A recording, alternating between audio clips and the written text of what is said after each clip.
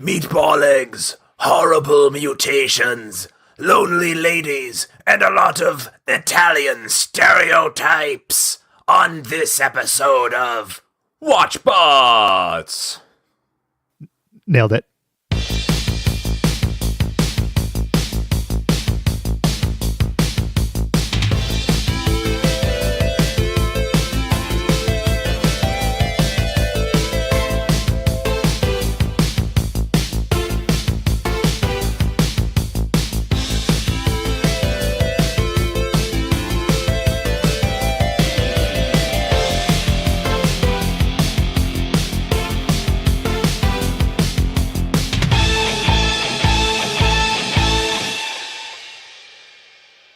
Hi, everyone. Welcome to WatchBots, the podcast of your dreams. This is Ben, joined tonight by Dave. Cowabunga, Ben. Cowabunga, indeed. And from, God forbid, the same room as me, Shaylin. Woo! Eye contact. Eye contact. Very awkward. I can just stare across the room. And Dave has a blank chair that I can just stare at while he talks. It's very, very good. I actually have your black and white headshots right above my computer monitor, just to make it look like I'm talking to somebody. Mm-hmm. And you can get a copy of that headshot at tpublic.com/artist/watchbots. And I encourage you to put that on a t-shirt. Plug. That's right. So happy 2019, guys. Did everyone have a good holiday? I had a lovely, sparkly, glittery holiday and put myself to bed just after midnight, and I don't remember doing it. Mm-hmm. Champagne will do that. Yes, it will. Powerful drug. I had a great New Year's Eve. Cooked some dinner with my wife by ourselves without children. So that was, we've never done that. We haven't done that in the past 5 years. And we went to bed around 11. So just party animals over here. Well, today is the last day of my holiday vacation. I went to see Bumblebee, the new Transformers movie. So what everybody wants is just a nice long-winded review. So I'm happy to give that to you. Yeah, how was it? It's better than all of the other Transformer movies. Which were messes, by the way. Right. Those are total heaps of garbage. You could say that I'm damning with faint praise, and I think that that's very, very accurate. When you say all of the Transformers movies, do you mean like all of them or just the recent live action? Included, the animated movie is a disaster. See, I'm just going to blankly stare as I process that information. The animated movie, like, been a while. I watched it. So I watched the animated movie, obviously, when I was little. So, like, I didn't recognize that stuff. But the Michael Bay movies are just real messy. Yeah. Hard to watch.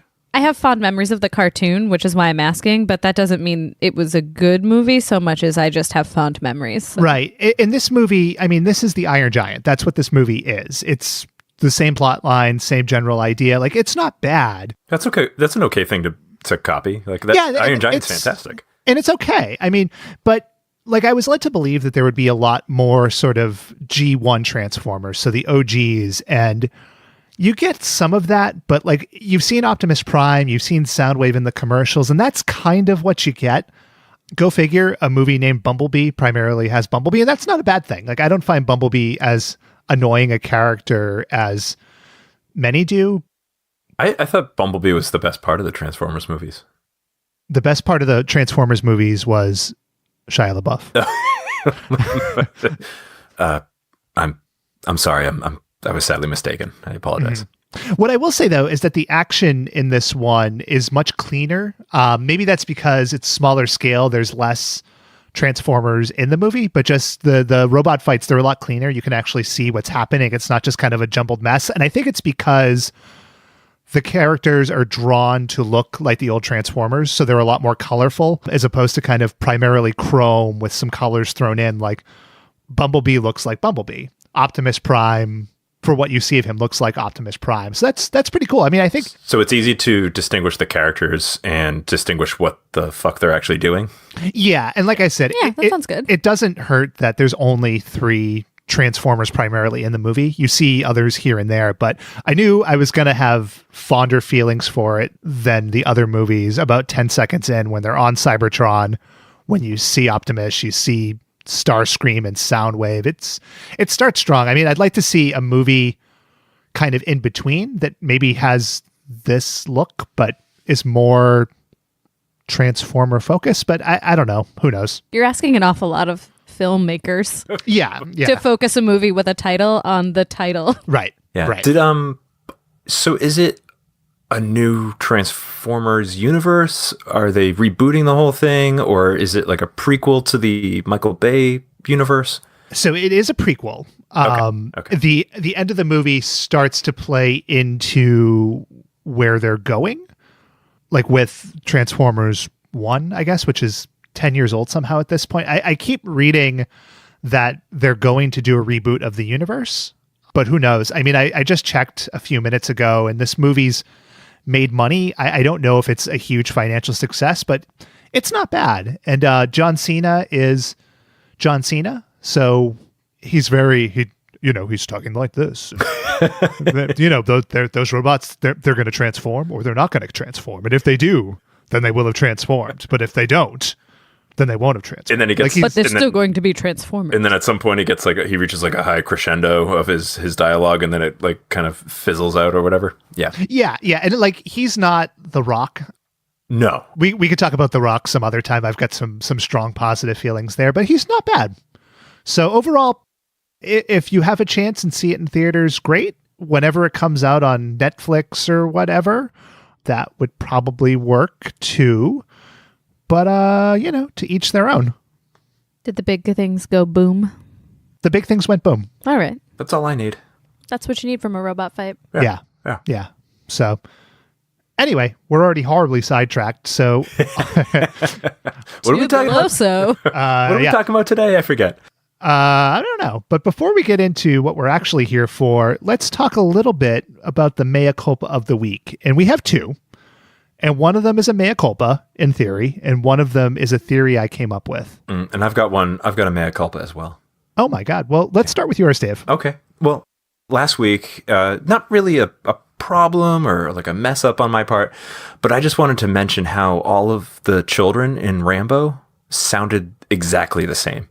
Every single child. It was hard to, if you just listen to it, it's hard to discern who is who. So I did some research. I was trying to find out who the voice actor was. And the voice actor actress who did Johnny's voice was Dana Hill. And she was famous for playing Audrey Griswold in National Lampoon's European Vacation. So like, that's like her claim to fame. But she passed away like age 32. It was really sad. And then I looked up, just because I was stumbling around the voice actors, James Avery voiced Turbo.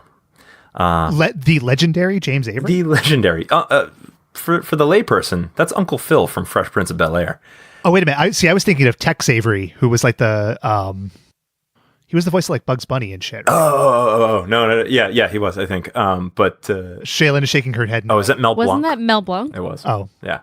Oh, well, I'm sorry. I'm sorry that on Voice Actor Power Hour, we're screwing things up here. Well, Mel Blanc was Bugs Bunny. Like, that's just that's who he was. pop knowledge. But James Avery voiced Shredder as well. So now you Continuity. can't. Yeah, exactly. Wow. And now you won't be able to unsee that Uncle Phil as Shredder. So there you go. But mea culpa, I did not mention how every child sounded the same, and also R.I.P. Dana Hill and R.I.P. James Avery. It's true. Rest in power. Yeah, didn't make it.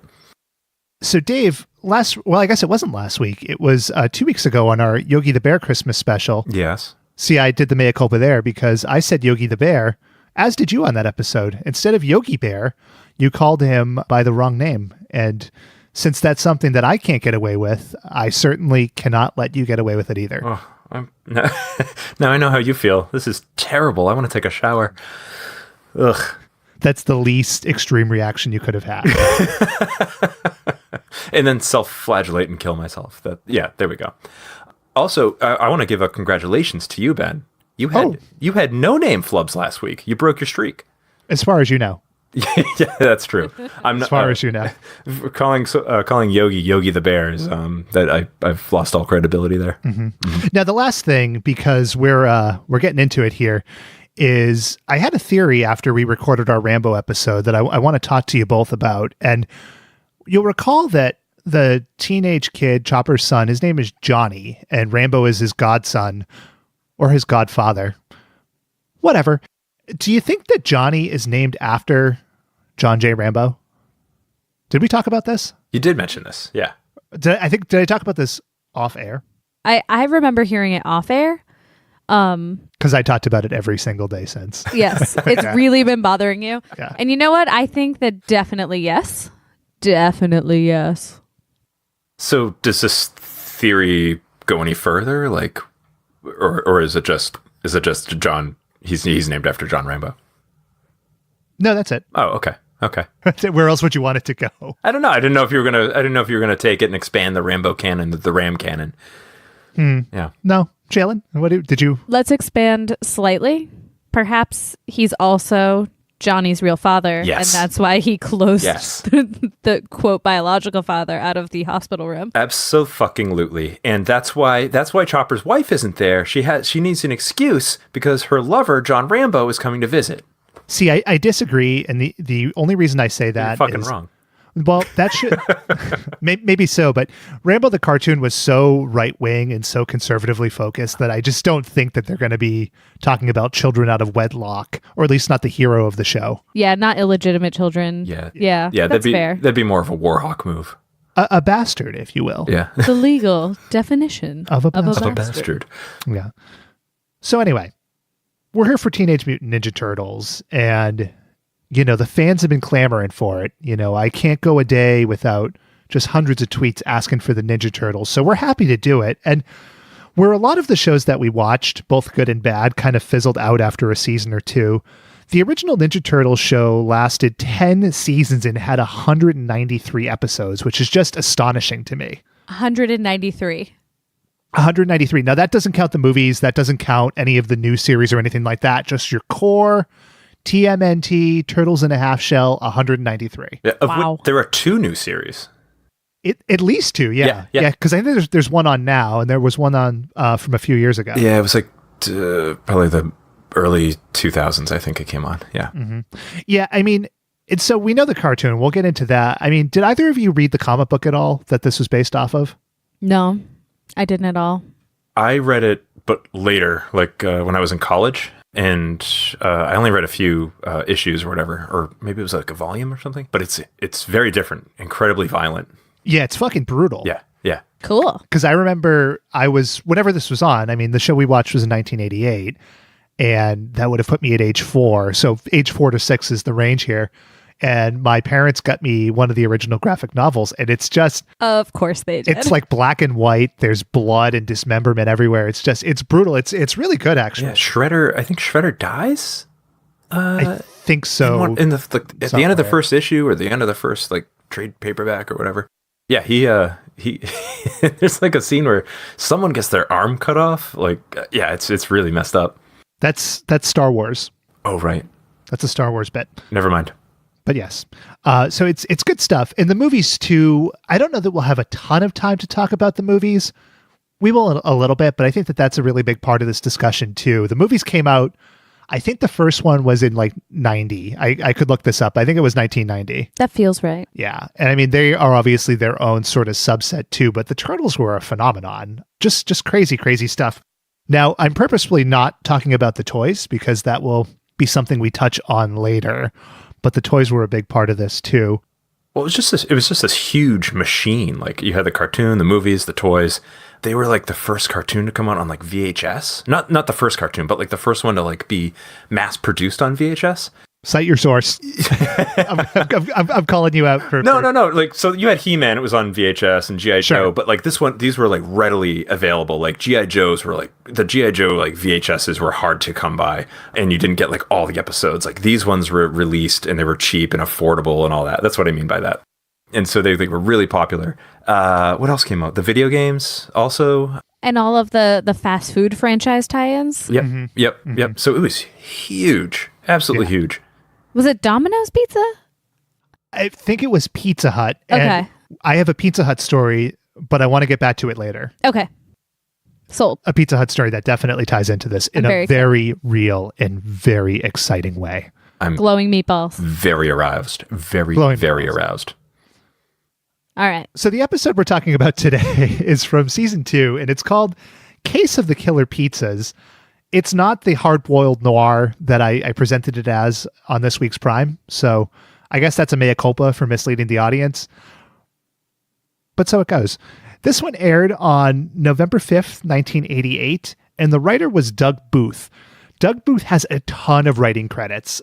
Like, he's been writing cartoons since the 70s, since Dinky Dog, and he's written for like every cartoon imaginable. So what a cool fucking guy that must be. Like, super jealous. I can't tell if you're being sarcastic or if you really think it's super cool. I can't either. Your tone's really off. It's off? This is how It's confusing. Yeah, it's hard to read. That's a better way to say it. But I would love to write 1,000 episodes of a cartoon, like just for a living. I'm so sorry. Oh. I meant it. I was being sincere. Okay. It sounded mostly sincere, but I was just making sure. He sounds like a wholesome Flint Dilly. Maybe so. Yeah. We'll go there. I don't know. We'll go there. Whatever. But you know what? We're 17 minutes into the episode, so let's do a little contextual feeling. Because context.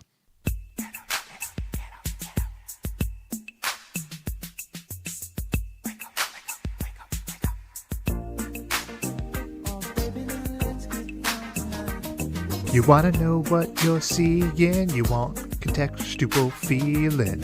Contextual feeling. Makes you feel so smart. Helps to understand the art. You want that contextual feeling. So, the top movies in the land, we keep hitting good weeks, and this is 1/3 good week and 2/3 weird. So the number one movie was They Live, and They Live like a quintessential movie of this time. Yeah. Oh, yeah. Rowdy Roddy, Oh, yeah. Keith David. It's a John Carpenter movie. It fucking rules. They Live is an awesome, awesome, awesome movie. The other two on this list, maybe not so much. So number 2 was U2, Rattle and Hum, which was really surprising. What? Yeah. Yeah. I don't even know what that is. I mean, it's a U2 concert movie. Oh, okay. Yeah. Okay. And like, I know U2's been around for a long time, but this was over 30 years ago at this point. So that was mildly astonishing to me. U2 is old. Yeah. Yes. Well, no, they were pre-birth at that point. Oh, I see. Yeah. Okay. And that's why it was so amazing. Yeah. Fetus Bono. Yeah. Fetus Bono or Fano or Baby Bono, Babano, whatever. So number 3, the story of my life, actually, Everybody's All American. Never heard of it. Do you have the plot for that? Insert laugh. It's my life. It's the story of Dennis Quaid. Well, I guess it's not his story, but he's playing like a college football star, and it tracks his life through his career and then I guess through a failing marriage. So it sounds like a real killer production. Oh man, yeah. Wow. That's a depressing. That's a depressing 2 movies right there. That's the story of my life. Yeah. Depressing story. Yeah. But hey, they live, so They live indeed. there we go. So top 3 songs. Number 1 was Kokomo. All right. Oh fuck yes. So the top of the Beach Boys catalog right there. Truly. Absolutely. Number 2 was Wild Wild West. What? The Culture Club one, unfortunately. okay. Yeah. I was like, Will Smith at that point. I just almost said Bill Smith, which is strange. Will Smith was a baby then, so. Yeah, I meant to pull a clip of the Will Smith song, and I forgot. If I remember, I'll cut one in, and we'll know that it was a really good hit.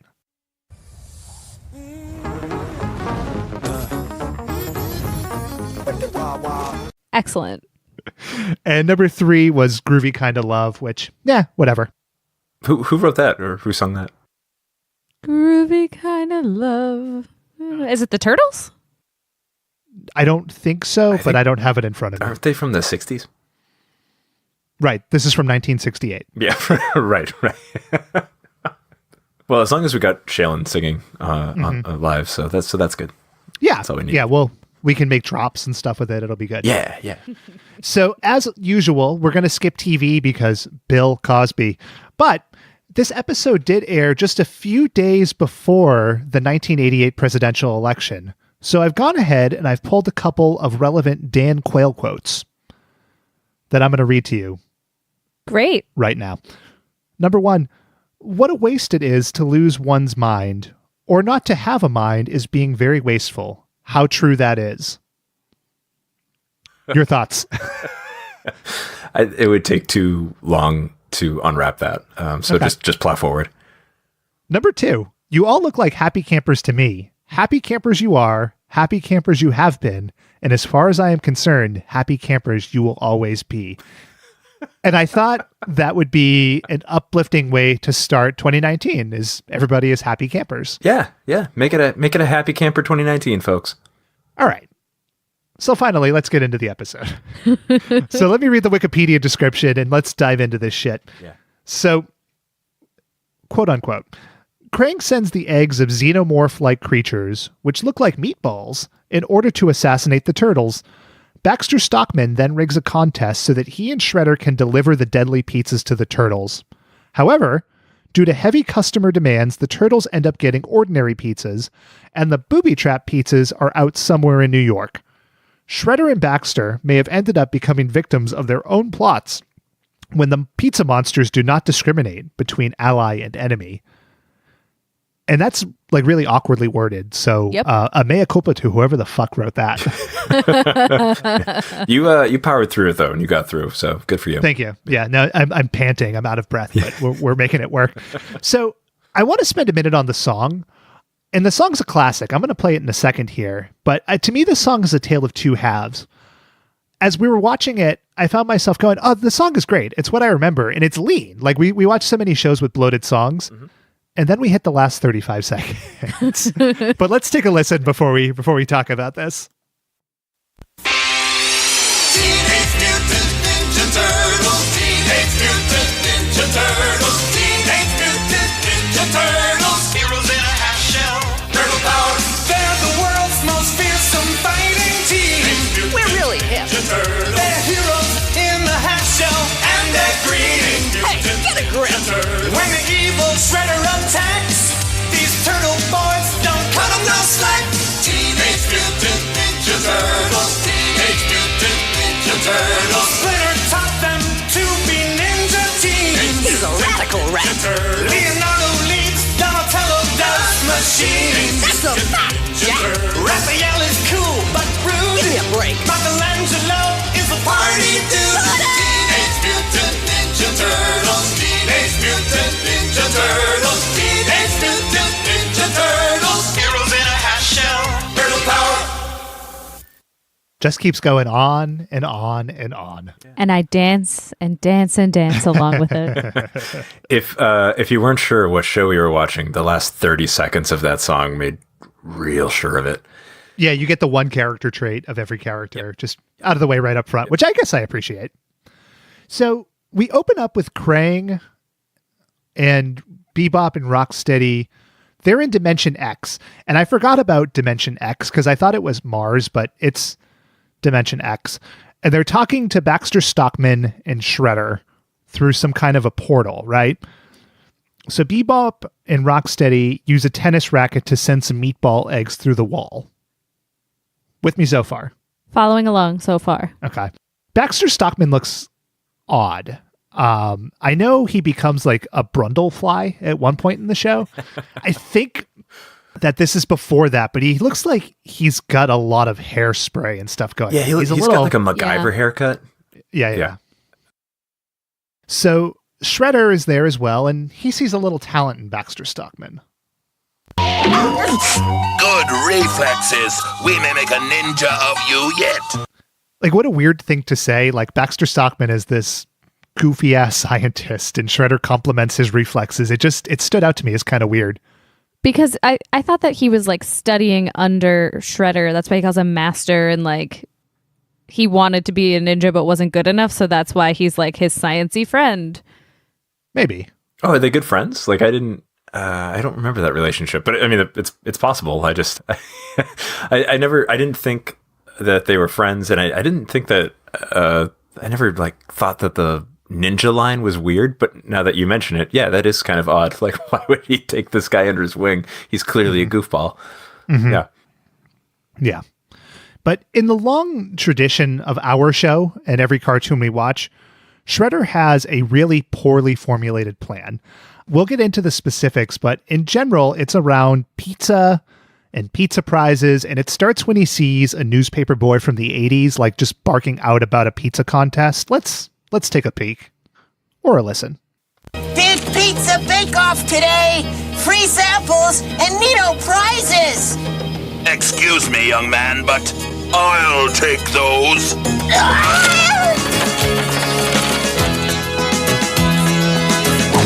Brochures? But why? Watch. It's just an odd start to the episode. Shredder is wandering around in a robe.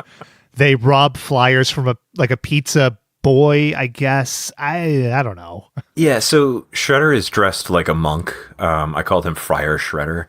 And it's weird because maybe it's just because I grew up with the Ninja Turtles and like recognized Shredder and like whatever. But like him in the robe is almost scarier than him just in his regular costume.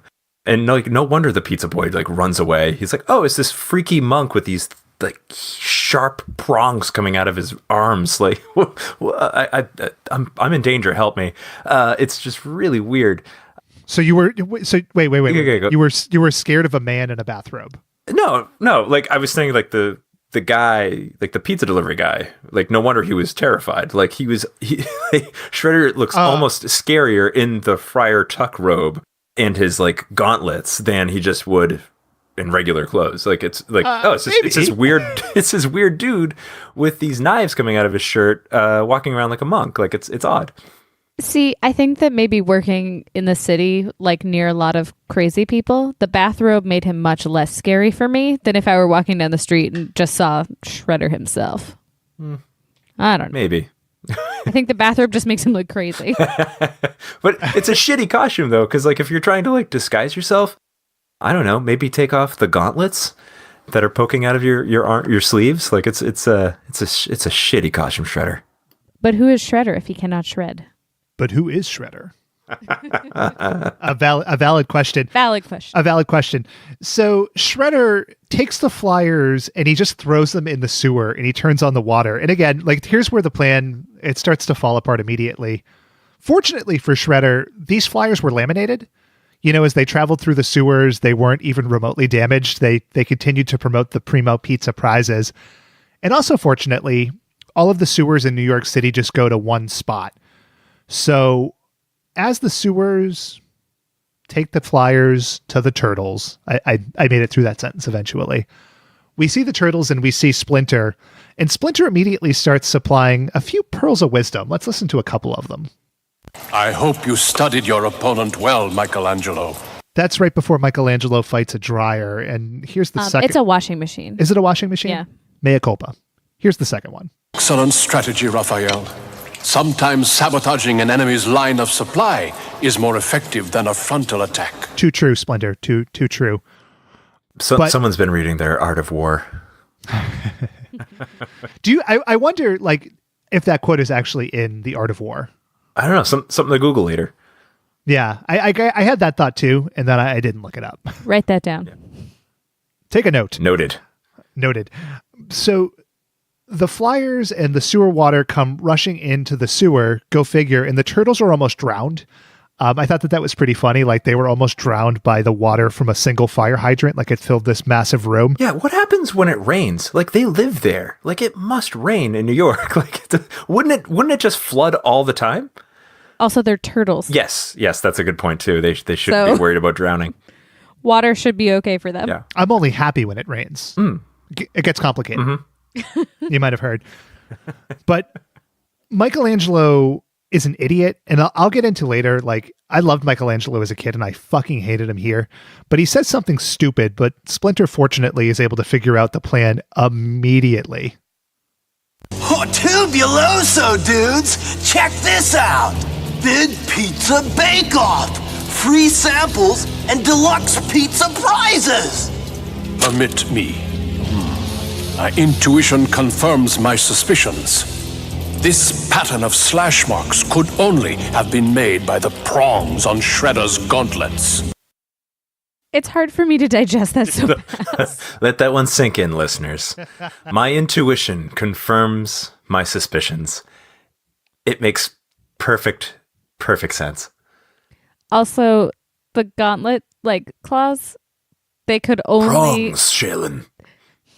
It's a very specific pattern and shape, and only Shredder could leave those holes in a piece of paper. Only Shredder could do it. And again, the paper wasn't damaged at all while traveling through the sewers. Right. And it's a piece of paper with holes in it. Yeah, exactly. Just Exactly. reiterating. I'll go to the toilet right now and I'll drop a piece of paper in it. And by the time this recording's over, that paper's done.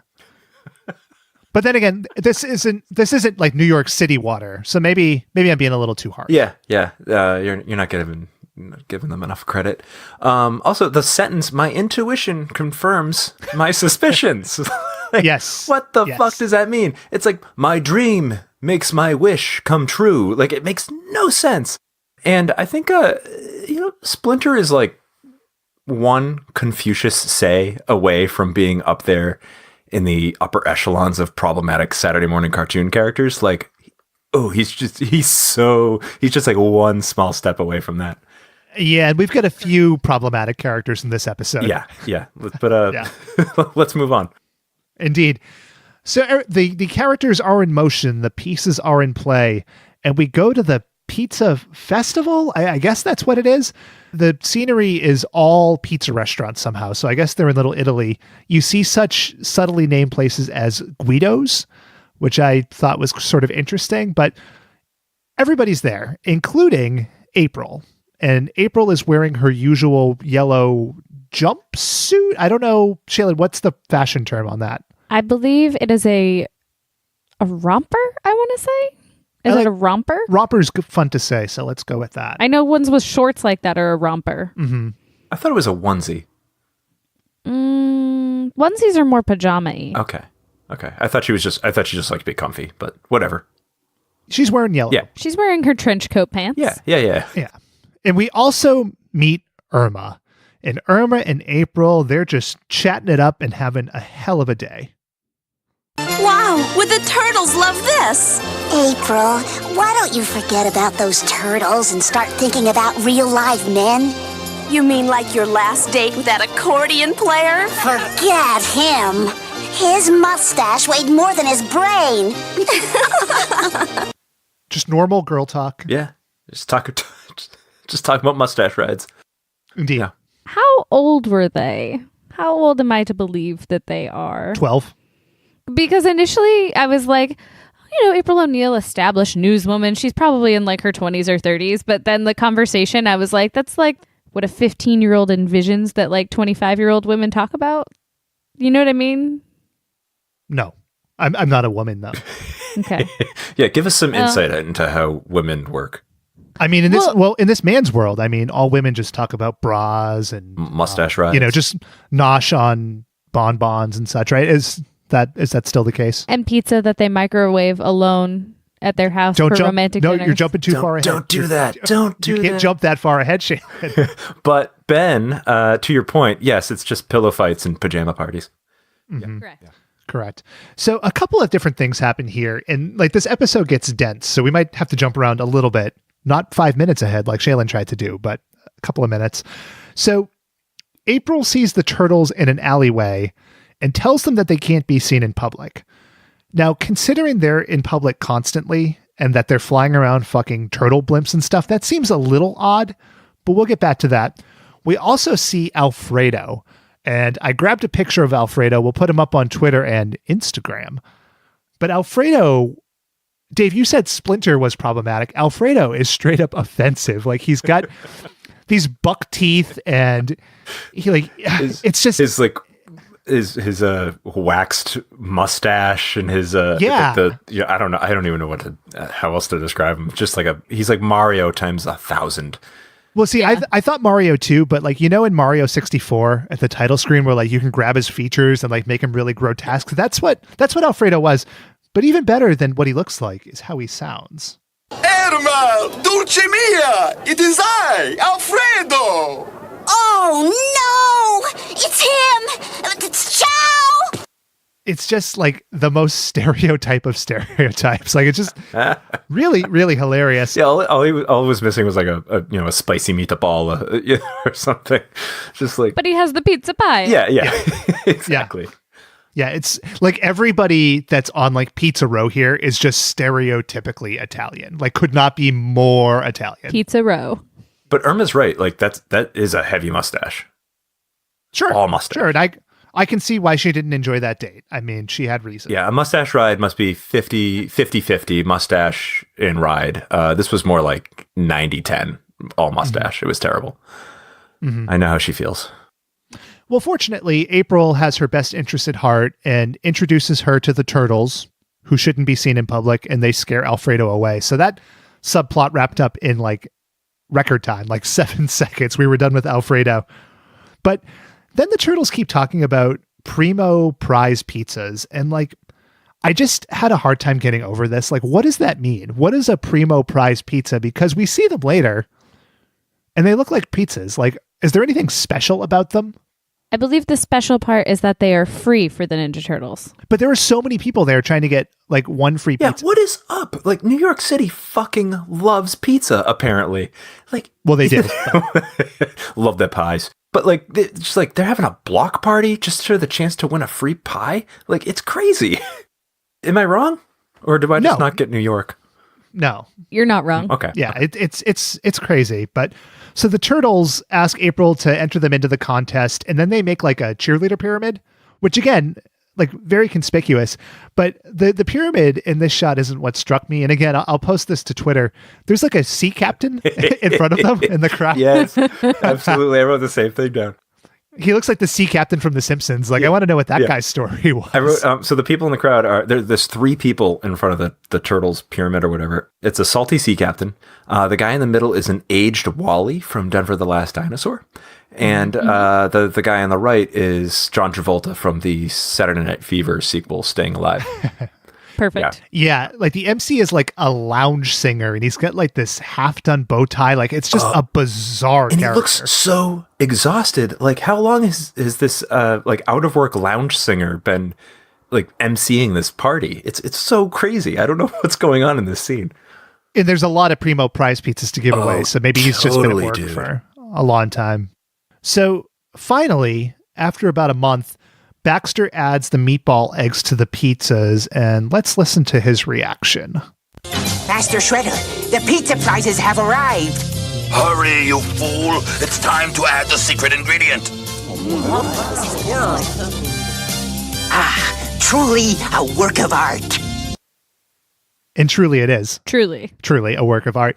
So just to recap the plan, as it was constituted, Shredder threw the flyers into the sewer, knowing that against all odds, the flyers would make it to the turtles, and that the turtles, loving pizza, would be drawn to the pizza party, where Baxter would clandestinely place one meatball egg on top of each pizza, and then rig the drawing so that the turtles would then get the pizzas, then microwave the pizzas which they had just won, then hatch the creatures. Is that the plan? It's the perfect plan. That's what that is. No, well, I mean, it worked. There were no missteps. But. Not a single person noticed the weird glowing wub wub wub meatballs in the middle of the pizza. Well, like you ever make a fresh pie and it's got some roni on it and that roni's just glistening? Maybe that's what we're looking at here. It was glowing green. It wasn't a pie I would eat. You're just not eating the right pie. I guess. Yeah. Mm-hmm. So this is where it gets amazing. So Shredder has been stationed behind like a leaning tower of Pisa that's part of the sign. So like he swoops out from behind it, which is a very jiffable moment. And the turtles see him, and then the chase is on. And we get a little bit of our trademark turtle banter. And let's listen to 2 clips of that. There he goes! Into the kitchen! Pump up the volume, guys! We got him cornered! And also... Whoa, how about that? Saved by the shell! So they have a fight with like pizza instruments, like pizza dough and pans and shit and sauce. But Shredder, not to be out-bantered, has a very, very cool line of his own. Hey, Shredder! Shred your way out of this! Gladly. Have a donut. Donut, do you get it? It's a dough net. Yes, it's a literal dough net. Donatello throws a large thing of dough at Shredder. He spins it and turns it into a net. Yeah, it's clever. Dad jokes by Shredder. Yeah, it's funny. But like what I just noticed now when playing those clips, that bass line is awesome. Oh, yeah. Yeah. It is fucking Also, cool. Saved by the Shell, they might call back to that a couple times in this episode, but it is a constant throughout the series. Saved by the Shell. Yeah. Yep.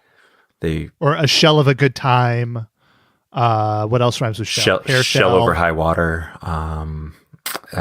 William Shell Overture. Child Lost at the Bottom of the Shell. Yeah. Sending my love down the shell. Rub Shell Shell. I'm laughing too hard to talk. Shell Oil Station. Yeah. There's a lot of them. Saved by the Shell. Yeah, the classic. Wait. Anyway. Yeah. Anyway, like, so they're just having this low stakes fight in the pizza restaurant, and finally Shredder gets kicked out, and he says, Oh, I hate anchovies. and now I can get to the Pizza Hut story. So when one of the Ninja Turtles movies came out, I think it was like the first one where the turtles looked fucking weird, like 5 or 6 years ago. You guys know the one I'm talking about? Yeah. So they had a promotion at Pizza Hut where each turtle had their own individual pizza, and we ordered them all. So Shaylin, it was you and me, and it was our friend Sean who I think convinced us to do all of these, right? Oh, it was definitely his fault. Yeah. I take no credit. I think it was the Michelangelo pizza had anchovies on it. So I never had anchovies before. So the first time, of course, would be like the Pizza Hut version, which they weren't good. They weren't good. I'll say that. I don't know. Pizza Hut anchovies. What's the problem? I don't. Yeah. Adorable pizza sliders with nasty poison on top. Oh, so what? So you ate it. It was really good. I'm taking it. No. I mean, I ate it like because I thought, oh, maybe it'll get better. You know how some food grows on you, but it didn't. And so that was a long time ago. But like, I don't know if it was just the Pizza Hut anchovies or anchovies in general. But that was my Pizza Hut story. So I hope that lived up to the billing. I mean, I never need to have anchovies ever again. Mm-hmm. Have you ever had turtle? Have you eaten turtle? I have not, that I'm aware of. I haven't either. No. Have you? I have no. And actually, is it even legal in this country? I don't feel convinced that it is, but I don't know every law, because if I saw something that had turtle on the menu, I would probably decline in favor of something more vegetable based Or less cute. Exactly. Yeah. Mm-hmm.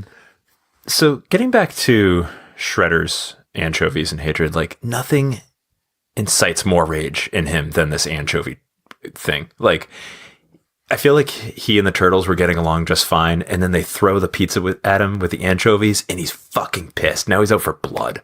Like, it's it's such a strange reaction to everything else, compared to everything else that they've done to him and everything throughout the show. Well, is the way of the ninja not the way of calm? I'll take that as yes. That's very true, Splinter. Yeah. And toothsome. I was going to go down the road of like, it was such a waste of food as they're running through this enormous kitchen, and like for some reason it's completely unstaffed and there's no people around. I was just like, God, they're wasting so much food. In the cartoon, that was your takeaway, like they're wasting food. That's correct. All right, I felt deeply affected. Apparently. You completely you lost my train. Like I lost my train of thought. Wow, yeah, we fit the nadir. Because Shredder hates wasting anchovies. Yes, I suppose that's true. Yes. Okay, so where were we? So Baxter rigs it so that the turtles win the drawing. One of the names on the drawing cards is Bob Binks, which I really enjoyed. Like I just like the name Bob Binks. So they win the Binks pizza. loves to blab. Of course, Triple B. Ooh. Bob Binks blab. Yep. Hashtag Bob Binks blab. So they win the pizza, and then they give April a pizza for all of her efforts, and she walks away carrying it vertically. And that was upsetting to me because I've never seen anybody carry a pizza like that. Yeah, like it's a fucking textbook. Oh my God. Yeah, like in a show that is so pizza centric, to show this disrespect, it's just astonishing. I almost turned the episode. Well, they don't even, I don't want to jump too far ahead, but they don't even know how to heat pizzas up. Like, Yes, they do. Yes, they do. We'll get to that. oh, okay, okay. So I'm going to digress for a very quick moment.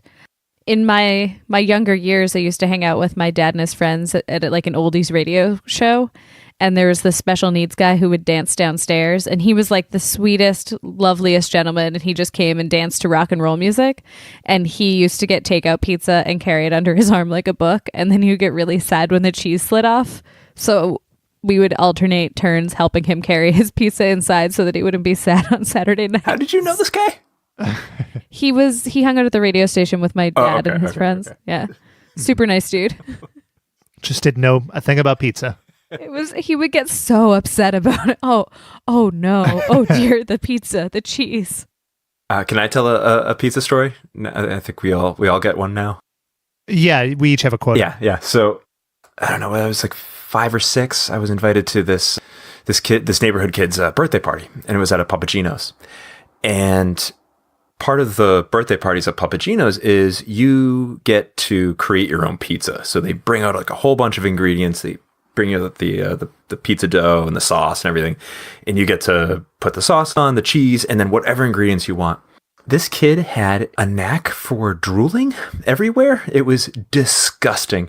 He drooled. This is like, I was like 6, 7 years old. So like just drool constantly, like not a baby, like just like a small child, like drooling everywhere.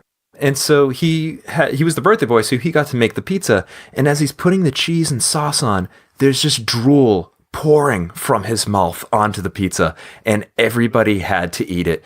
My father and I, he was the one that took me to the party. We just like kind of stepped back and like backed out of the restaurant and left while they served the pizza. We were like, we have to go. Happy birthday. We don't want any part of that. That is disgusting. But everybody else sat there just eating the slices of drool pizza. That's how outbreaks start. Oh, it was vile. It's just absolutely gross. That's an actual nightmare. Yeah. Like Outbreak. Yeah. But yeah. So April carries the pizza vertically, and it's a bad scene. But she takes it to Irma's apartment, and we learn a little bit more about Irma. One, she cooks her pizza in the microwave, like in the box, which is insane.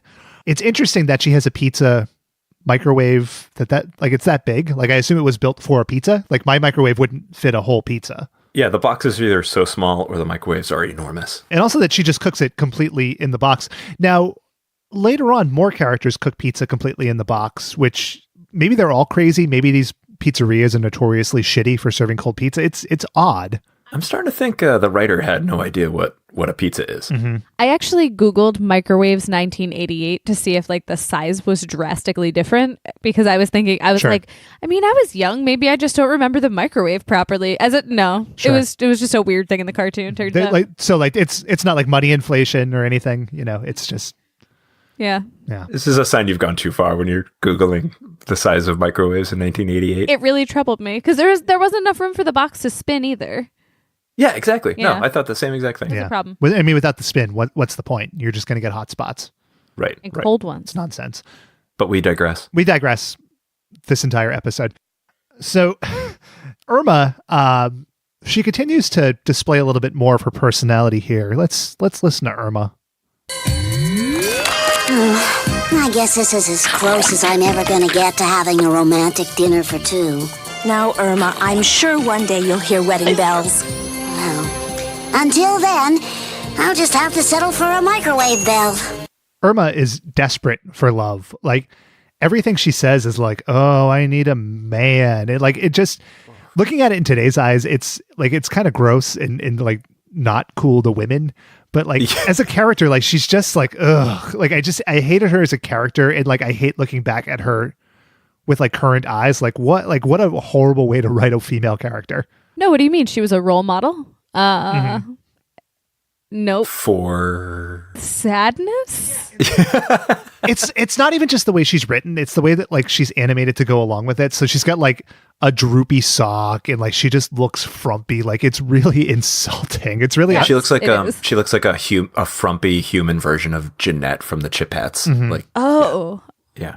Well done. You're welcome. Yeah, she does. And also, what is that line about the microwave? Like she's just gonna have to settle for the microwave? Like that's a What does that mean? No, the ding of the microwave instead of a romantic dinner. Oh. Right. She can't get Okay. wedding bells, so she has to settle for the microwave bell. Oh. Wow, I missed that one. Okay. Okay.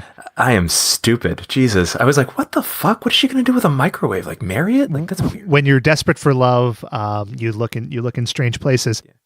Yeah. Yep. So a little alien guy pops out of the meatball egg, and Irma has a weird reaction to this too.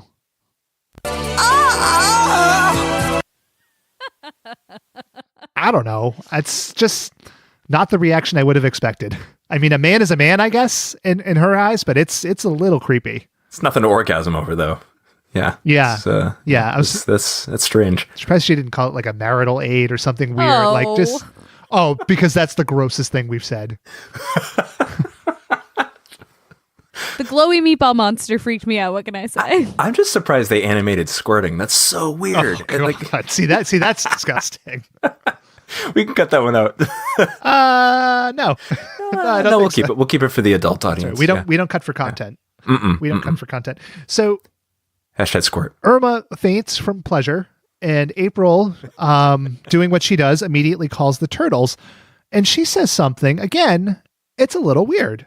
Where's this killer pizza? It's not the pizza. It's the creature that came with the pizza. Hey, sounds like a great title for a horror movie. The title of the episode is Case of the Killer Pizzas, and then they say explicitly that they're not killer pizzas. Like, that's not truth in advertising. That's nonsense, and I think that that's a suable offense. You had the episode name right there, writers. Mm-hmm. Right there, right in front of you. You fucking wrote it, and you couldn't name the episode that. Ugh, just pissed me off. Yeah, just strange stuff. So the turtles show up, and like they're really alarmed by this little monster that just it doesn't appear to be doing anything particularly malicious. Like it's just running around being like a little gremlin. But they all fumble over the table, and then the monster burns a hole in Irma's wall and escapes, and the turtles leave. But April calls the pizza place, and the pizza place has no problem giving her the information that there were 2 more prize pizzas that were being delivered. So everybody's like freaking out. I hate to just sort of sum up this part of the episode in that way, but it's just kind of dull, honestly. There wasn't a lot to it. That's true. The only question I had was, how long does it take to deliver pizza? I had that question too, and I want to talk about that in 1 second. Okay. Yeah. To Shaylin's point, yeah, so the turtles have time to go back and get their blimp. Now, the blimp is awesome. I had the turtle blimp. I know I said I wouldn't talk about toys, but I had the turtle blimp. Oh, Ben, I had the turtle that's right. blimp. I'm so cool. I was cool. Look at me. I was cool. I look like Ralphie Parker. But like the turtles, who at the beginning of the episode are told like you can't be seen in public, they're flying this huge blimp with a glider attached that says Teenage Mutant Ninja Turtles on the side, and they have a little bit of banter too. Bingo! I found our delivery boy! And he's hauling the killer pizzas. Then let's cut him off at the pass. First of all, that's the DeLorean noise. That last bit at the totally. end. Yeah. It's also Yes. all of the voices from Deborah the Last Dinosaur. Yes. I knew that we would get into the voice acting, and I'm so happy we got Well, there. specifically in that moment, it's like distractingly obvious. Let's head him off at the pass. I can't do a Morton Fizback. Hey. Nope. That's, Oh, you can try that. that's Fonzie again. Hey, sit on it. Welcome back, Fonz. turtles, I get no respect. No respect at all. So, Shaylin, to your point about the delivery and the time, that struck me too, because when these pizzas get delivered to 2 little shits, and we'll meet the little shits in 1 second, like the pizza is cold.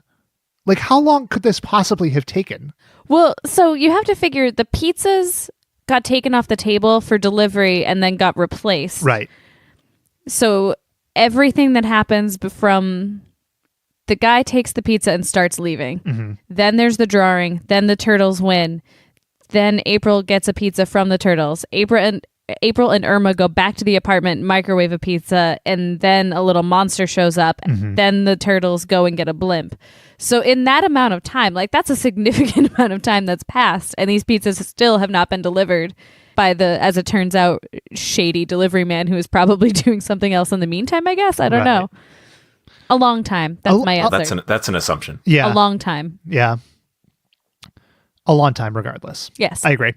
So the turtles abandon the blimp, like they detach the glider from the blimp and the blimp just floats away. Like I like to picture it just crashed in New York City somewhere. Like you never see it again.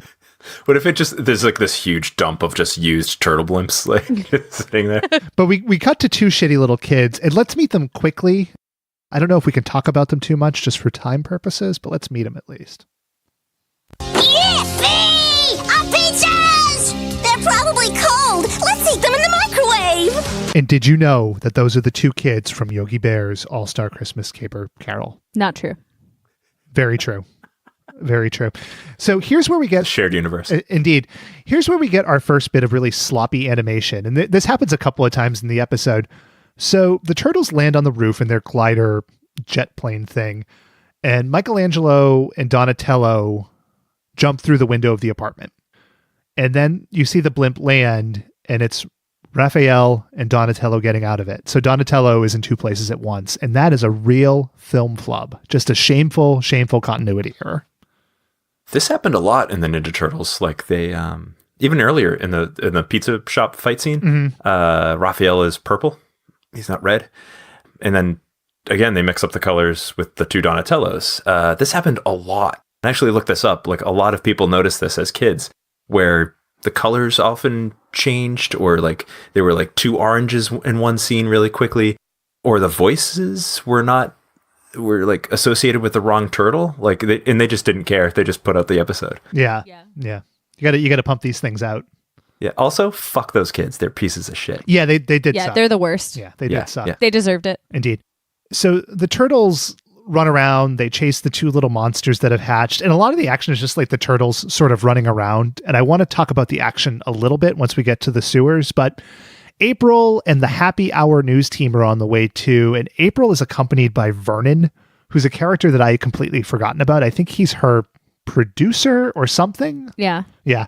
But he sucks, and he says things like, You go ahead. I'll cover my rear. The rear. oh, like he just, another really, really annoying character in the show. He sounded like the news guy from Die Hard, Richard Thornburg. Like, tell me you got that. Yeah. Yeah.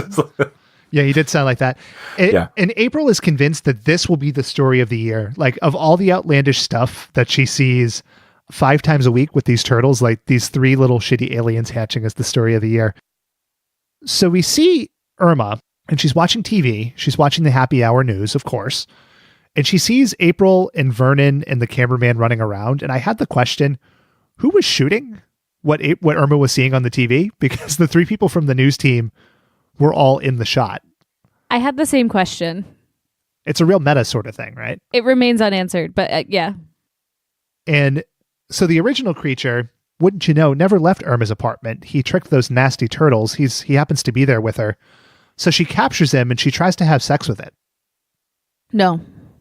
And it's so hot. None of that happened. Oh, man. She's desperate to catch this thing. Like, she literally chases it through a washer and into the sewer system. Through a dryer. I can't get washers and dryers together. No. Typical man. You call me Tim Taylor.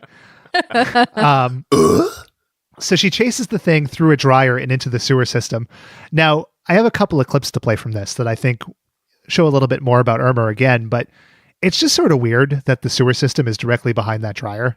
Like, I know New York is an old city and all, but that the sewer system is right there. It doesn't seem too safe. And at the exact correct level. Mm-hmm.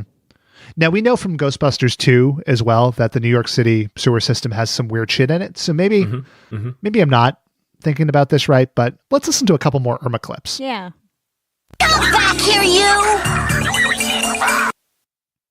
So she's desperate and so eager. Indeed. And there's more. You slippery little devil, aren't you? Interesting. Just so eager to catch that dick. She is very eager. So she has no compunction about crawling into the sewer, and April and the news team get there. They crawl in too, and wouldn't you know it, it gets a little freaky. April, I just found what we're looking for. Why do you sound so upset? Because it also found us. Oh. You know. It also found us. And then a little pleasure, a little pain. Y'all are going down a weird road here. It's just a glowy meatball monster man. Come on. We're just watching what the show showed us. Mm-hmm. That's all. We're just responding. Yeah. So the little monster meatball man, to borrow Shaylin's parlance, goes into the sewer water and becomes a xenomorph. Like, I don't know how else to describe it other than it's a yellow xenomorph from Aliens. Like, that is what it is, lock, stock, and barrel. Absolutely. Yeah, they keep saying creatures, and then in parentheses, I just kept writing, which are definitely not aliens. Like, they look exactly like H.R. Geiger's creature design. Yeah, they didn't try. Just like a shameless ripoff. So the turtles get down there too, and we get a little bit more of that trademark turtle banter. Try it, bozo. We can handle anything you can throw at us. Or do you think we're scared of those pizza-eating powder puffs? So tough, those turtles. And it was about here that we started getting some of the fight scenes. And animation in 1988 didn't really work around this kind of action. So you see a lot of the turtles fighting the xenomorphs, and every single shot is like, on the right side of the screen, you have a xenomorph. On the left side of the screen, you have a single turtle. And the turtle will do like a 3-frame backflip, so it'll look really shitty, and then it'll jump off screen. And that's like the fight. Like, this happens 3 or 4 times, and I did clip every single one of them, and we'll put them up on Jiffy and Twitter. Like, it's so funny. Like, this is a show about ninjas, and the action is atrocious. Yeah. There's a lot of like slow walking. That's the action. Yeah, or like Michelangelo and Donatello at one point like jump on the aliens' heads and they just kind of like rock back and forth. Like, it's so like uninteresting to look at. And the noise that they make when they jump on the xenomorphs' heads, it's like this like odd fleshy slap. It's so blappy. I was gonna say so gross. Almost blap like. It's blap like, yes. Taking it down a weird road, are we? Yeah, Shaylin. Welcome to our level. I can't eye roll loudly, but my eyes are basically in the back of my head right now. You could. I heard your eye roll is disgusting. I was going to say, if you want to eye roll like on the mic, maybe like a... No, not coming through. Not so much. Nah, it's a bummer. No. Anyway, so Shredder and Baxter are down there as well, and we also get another shot of Krang, who's in the alien body, and we see Bebop and Rocksteady. And wouldn't you know it, they have a little bit of banter of their own. Splendid. The creatures have reached their full growth. How delightful. Will you look at that thing? Looks just like one of your old girlfriends, only prettier. And it's the same problem that I had with the Irma thing with the news. Like, where was this being recorded from? Like, does Dimension X just have cameras everywhere? Is that a plot point I missed? Unknown. I don't know. Were they watching through a portal? Like they were in the beginning of the episode? I don't know. I'm just theorizing. I'm just throwing it out there. I don't know. Is that your official theory? Yes, it is. Hashtag theory. Yeah. Yes. If you have a theory about that, tweet at us with hashtag theory. Yeah, Dimension X-Files. There we go. Yeah, that'll work too. There you go. Yeah. Either one. They both work. So Baxter has a remote control device that's supposed to sort of tame the xenomorphs and tell them to attack the turtles. I don't know how it does that, but you just sort of trust the science behind it. And Donatello knocks it out of his hand like a fucking idiot. So Raphael calls Donatello Mr. Home Run Slugger, which is just like a weird thing to say. Like, I didn't have a chance to pull the clip, but like I found myself wondering, could they not say like a real baseball player's name or like the name of a team, because that would have been a trademark thing? They just had to say Mr. Home Run Slugger. Like, it's very awkward. But they don't want to divide the audience. Mm-hmm. They want all kids to identify him as favorite baseball player. Yeah.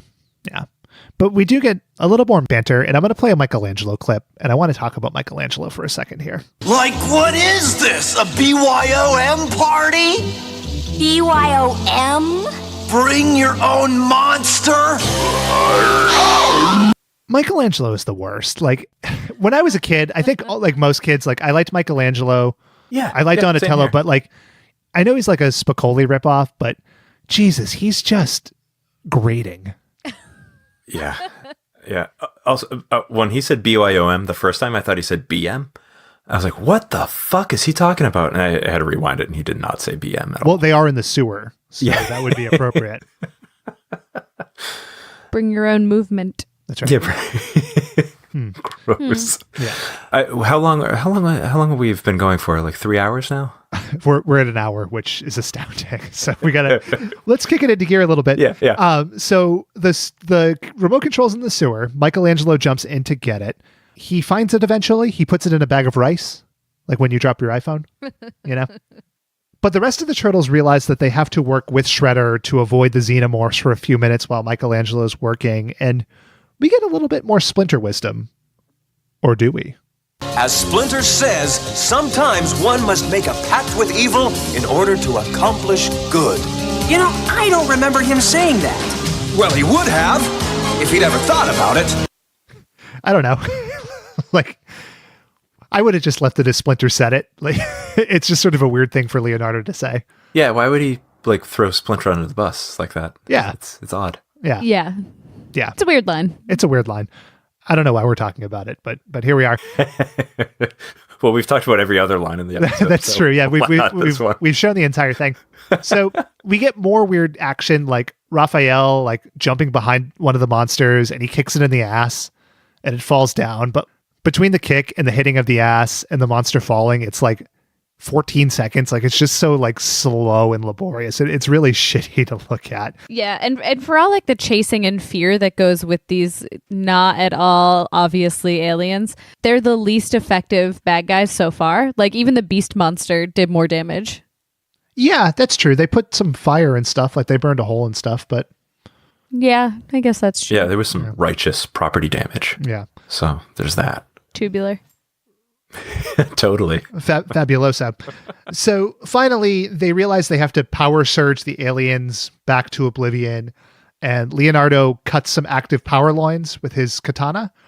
Power what? Lines? Okay. Power loins? Did I say power loins? Yes, you did. I was swallowing mid-word. This is not He-Man, Ben. That's true. Mm-hmm. They might have powerful loins. They seem to work out a lot. I think they do. Anyway, he doesn't get electrocuted. I don't know. Like, it just seems like he'd get electrocuted cutting power lines with metal. And also, they leave the power lines in puddles and then walk through them fine. Mm-hmm. Yeah.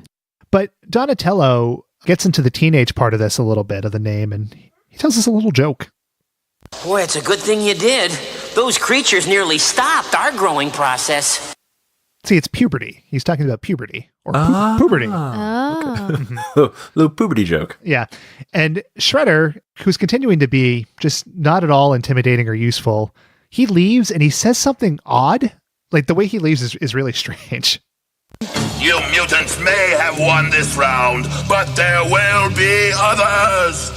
That's right. There will be others. Will you shut up? Like, not like, I'll get you, turtles, or I'll fucking kill you. There will be others. It's like, just no determination that he's going to win that battle, just that there will be more rounds and more battles to come. Yeah. We will continue this. Yeah. Yeah. A bizarre thing. But the ending is insane. So we go back to the sewer. April is in the sewer, standing in shit, with the turtles and Splinter. Michelangelo walks in carrying a Mikey special, which is a pizza and then a plate of meatballs. And those were the BMs he was talking about. Right. Yeah. They were a different kind of meat. So he walks in and he's carrying these two plates. And the meatballs look like the eggs that we started off that really kicked this mess off. And he assures them all that, no, these are real meatballs. And then the meatballs start bouncing on the plate and everybody has like a body spasm. Like, they all had a seizure in the background. And that's how the episode ends. Like, there's no resolution. It's just, it's over. They're not laughing. They're not happy. You don't know what happened to the eggs. Everybody just has a full body grand mal seizure, and we cut to credits. Yep. That was how the series ended. If only. That would have been amazing. Like, what a good way to end the series that would have been. Better than The Sopranos. Oh, you got... Take that, David Chase. You're damn Ever right. watched The Sopranos? That's right.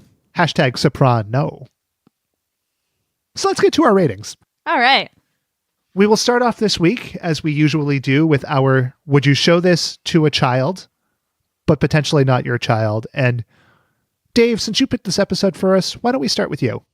Yeah, I would show this to a child, and I have shown it to my child. It was like a year ago. The town, like the local movie theater in town, did a showing of a bunch of Ninja Turtle episodes for all the kids. And I took my wife and I took our daughter to that, and she loved it. I forget what the episode was, but it was not the Case of the Killer Pizzas. Did it have the Rat King? No, it did not. I think it was one of the first 5 episodes, like that miniseries that they came up with. Okay. Yeah. Okay. All right. Shaylin? I would show this to a child, and in a twist, I would show it to my child. Oh my God. Wow. Oh Dun, my dun, gosh. dun. I'll watch bots first. Amazing. Yeah, I would too. There's really nothing scary or particularly violent or anything like that. I guess it could be violent if the action wasn't so stilted and shitty, but Yeah, poor. Yeah. I wouldn't have a problem with it. No. Yeah. All right. And let's also rate it on 1 to 5 spooky, shiny meatball eggs, or if you prefer, 1 to 5 boyfriends for Irma.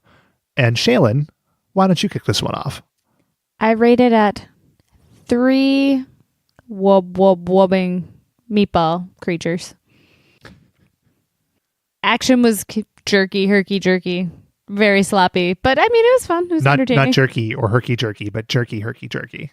You heard me. Correct. I said what I meant. Okay. Fair rating. Dave? I'm going to give this... So I'm going to rate this against other Ninja Turtle episodes, because there's a lot of good ones out there, I think. At least they were when I was a kid. I'm going to give this one 2 good dicks for Irma out of 5 dicks for Irma. Just because it doesn't, I don't know, it doesn't hold up. It's kind of weird. I mean, maybe the rest were like that, but it was just, I think there are a lot of cooler Ninja Turtle episodes out there, and I'm sure the action was a little better than this herky-jerky one. Mm-hmm. Yeah, I'm going to give it a 2 as well. So on the Irma scale, I guess it would be like a bad Tinder date. I don't know if the kids use Tinder, a bad Craigslist hookup or something. Yeah, Dave, most of what you said, I agree with. There are really good Ninja Turtles episodes, but this one, like, it's just kind of there. Like, it was funny. It was a good watch, but like the action is not great. The characters are sort of irritating. There's not a lot going on. It's not terrible. Like, it's definitely worth a watch, but not in the top echelon of Ninja Turtles episodes. No. And I'm saying that very and completely seriously. So on to the game. Dave, since you have designed this week's treat, why don't you lay it out for us?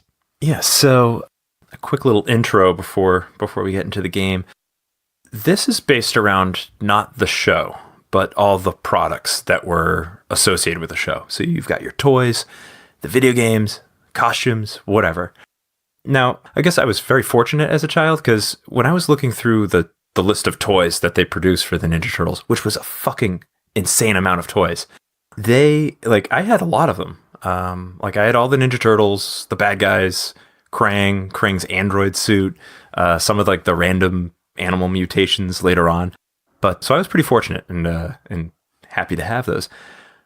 But with every toy that I got, there was always like a little bit of disappointment around a situation with the Ninja Turtles. So we're going to call this game Disappointed Davy. It's a multiple choice questionnaire, and every correct answer you get a point, and you get a little more insight into my childhood. So here we go. First question. So we're just going to dive in. Yeah. You left a lot there. First of all, yeah, go ahead. Shout out to Mr. and Mrs. B for getting you those toys. Oh, they were great. Yeah, they were great. Yeah, but you're gonna quickly retract that statement soon, I think. I would never retract that statement. I want to start off by saying I had 0 Ninja Turtle toys, and when I asked for them, my mother outright told me no, and I was forced to cut the hair off of Barbie and paint her green. So that's sad. Maybe we should just change this to Disappointed Shaylin, and you can That's all I got. Was your mom the father from Calvin and Hobbes? Like, she just kept yelling at you about building character and shit like that? I don't think so. I think she just didn't feel like having more action figures at the house when we already had other stuff. Yeah. So we played with other toys. Fine. So I mean, but it's like the toys were great. Again, I had like a bunch of them, and I'm sure like a lot of kids didn't. Dave, I had so many cool Ninja Turtle toys. Look at so great.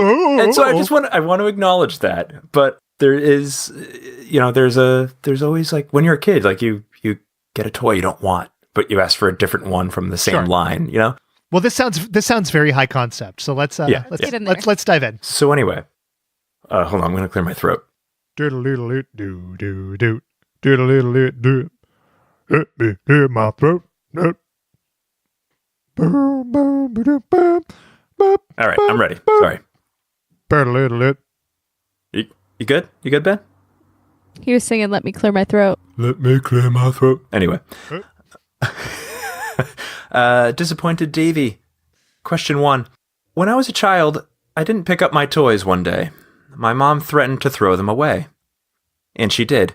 Which Teenage Mutant Ninja Turtle toys did she toss in a garbage bag right in front of my face? Was it A, Michelangelo, B, Bebop and Rocksteady, or C, most of them?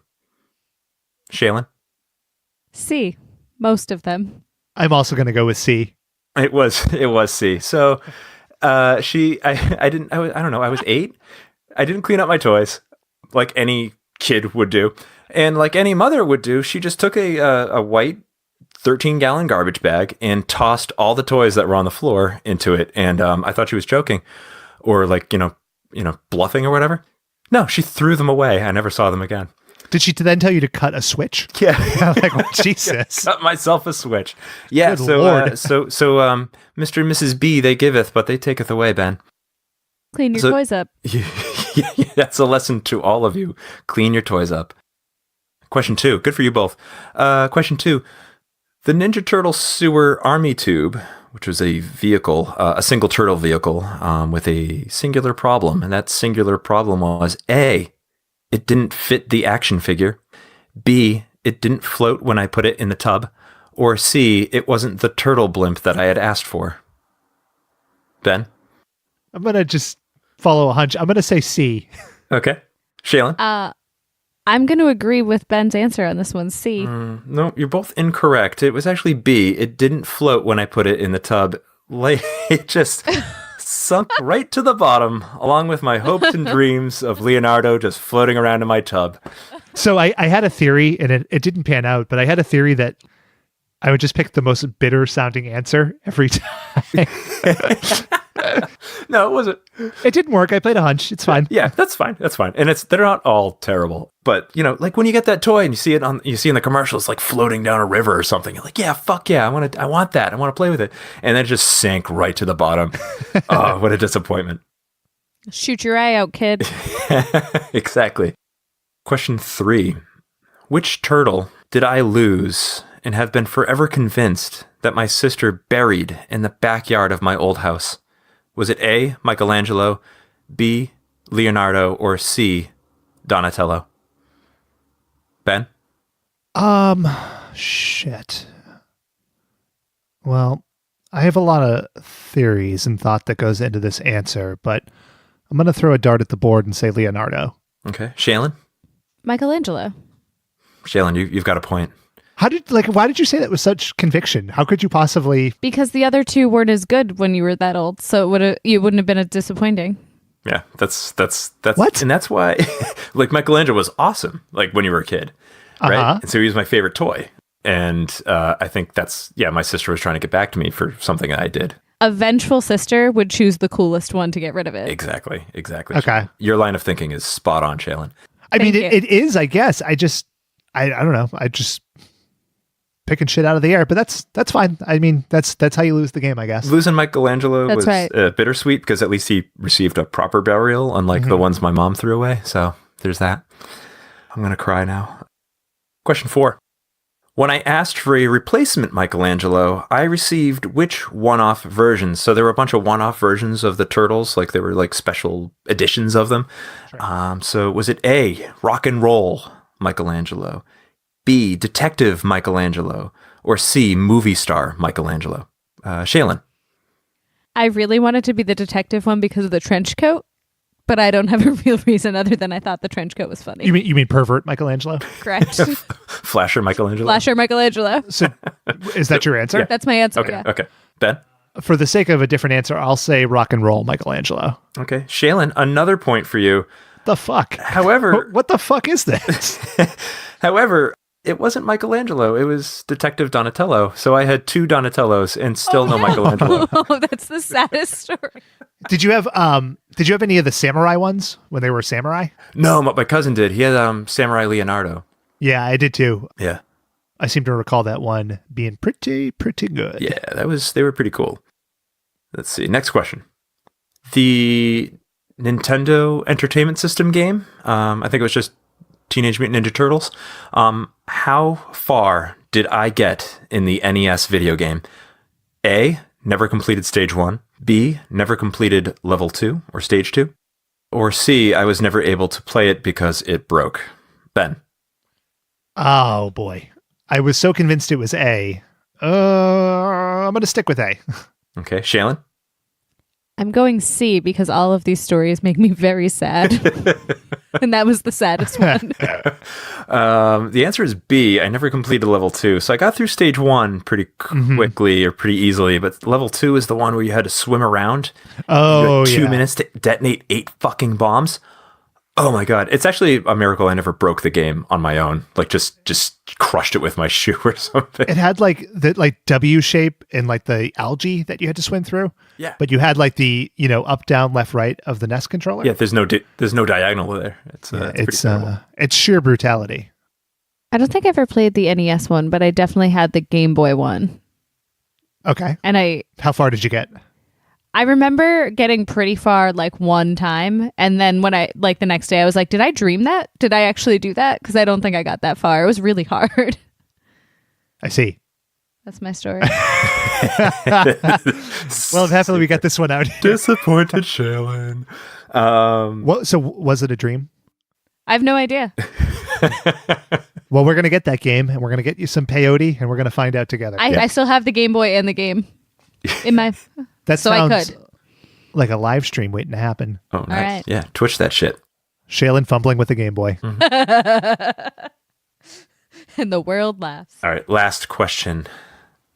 So this is a long one, so bear with me. And again, it goes into that, like I was a super fortunate kid, but there was always a like awful twist. So my grandparents used to take me and my sisters, my cousins on our birthday. They would take us to a toy store. We could pick out any one single gift that we wanted.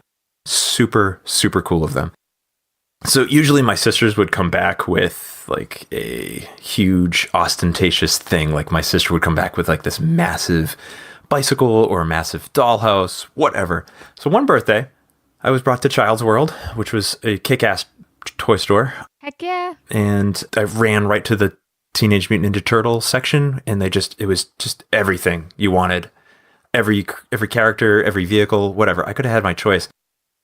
So I selected a single action figure, and when I returned home with it, I was relentlessly mocked by my sisters for not choosing something huge and ostentatious. Which figure did I choose? Was it A, Genghis Frog, B, Usagi Yojimbo, or C, Wingnut? Ben? I'm going to go with Wingnut because I remember the other two, and the other two were awesome. Mm-hmm. Shaylin?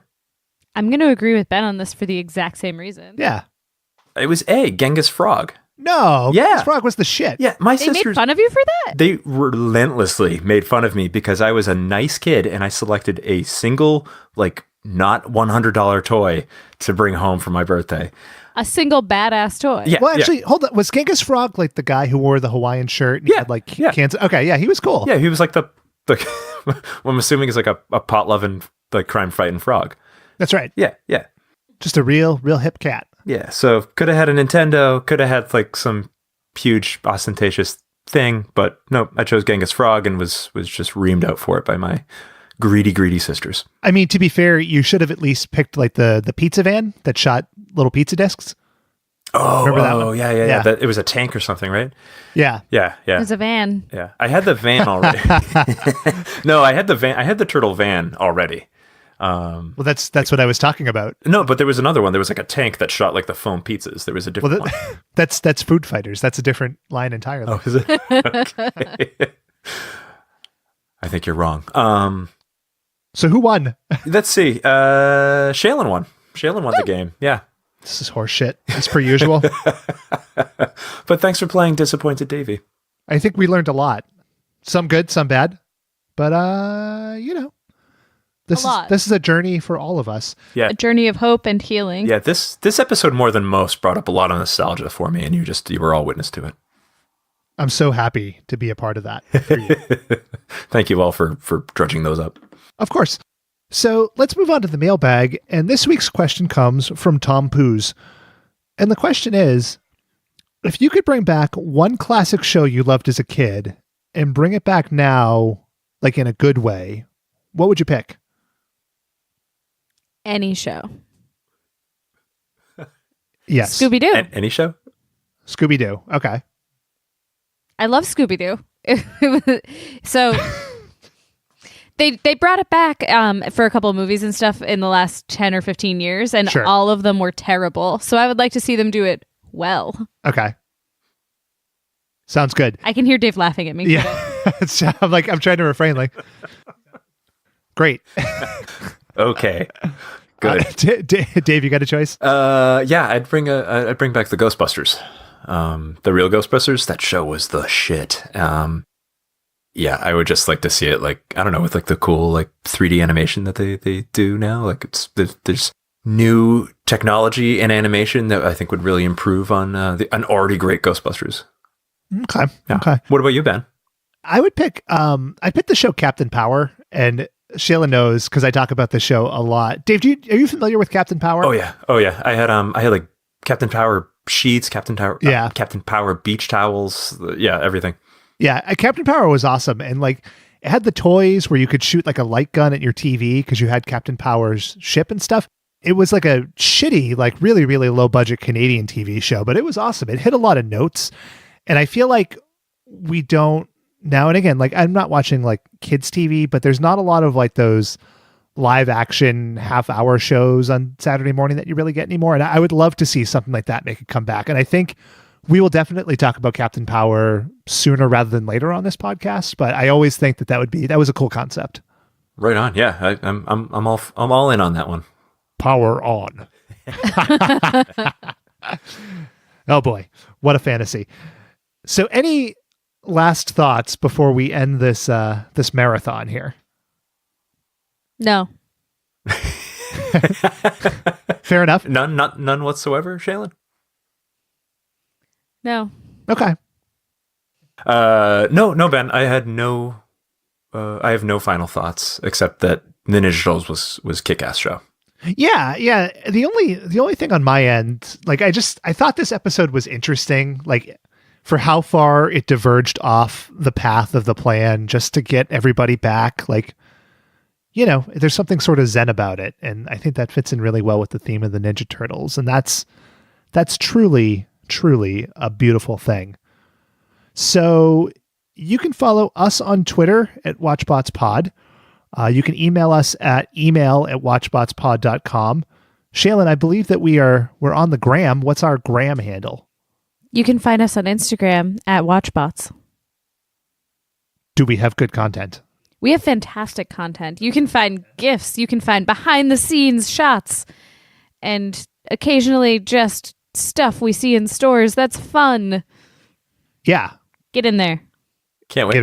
Maybe I'll actually start using Instagram now. You got to get on the gram. Kids love the gram. Mm-hmm. Also, please subscribe, rate, and review us on iTunes, Spotify, or your platform of choice.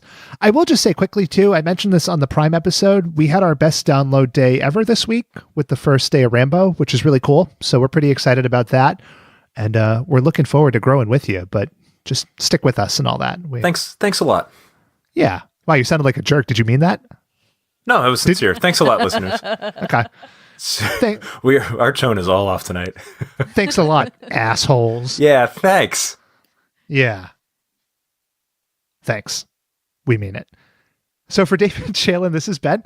Thanks for listening to another episode of WatchBots. We'll talk to you next week. Until then, how about Cowabunga, Deuterinos? Bye. Ninja, ninja.